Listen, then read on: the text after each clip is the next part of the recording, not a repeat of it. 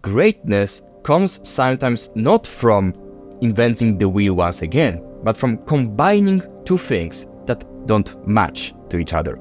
That's the case with a game called Tenebris Somnia, and I'm super happy to speak about this game with Andres, the developer. Hi Andres, how are you?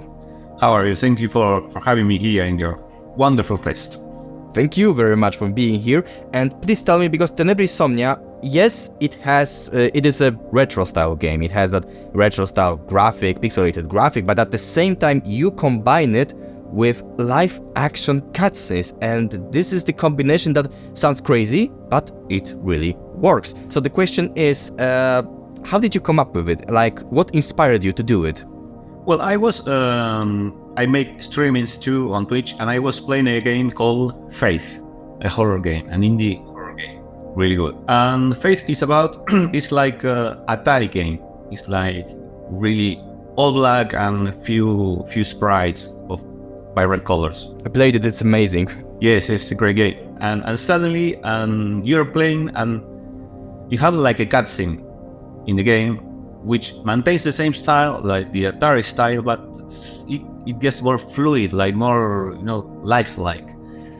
And it's really creepy and really cuts you off guard. It really surprises you. So I say, oh, this is nice. I like to do something like this.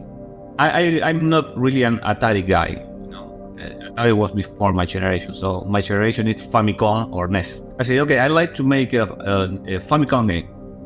But how do I make this different, this contrast suddenly to, if it's a horror game, to surprise you and horrify you? And I'm actually a filmmaker in my country. I'm a movie director. Oh. And I did lots of things, a lot of short films and horror and I don't know, whatever. And I say, okay, I can make a movie. So let's make a game, a survival horror, like Resident Evil or Silent Hill, but in 2D. And suddenly it cuts to live action and made with professional actors, with professional crew, everything, real locations. So the contrast will be so extreme that it will always get you like surprised. Well, I like to tell you about the story of the game. The plot, it's about a girl called Julia from Argentina, from my country, who starts having nightmares about her ex-boyfriend called Ivan. She sees him being killed and gutted by creatures, by monsters, every night, and she starts to get worried about maybe really something happened to him. She still has the key of his apartment, which was the apartment where they lived together. So she goes to the apartment, and there you start.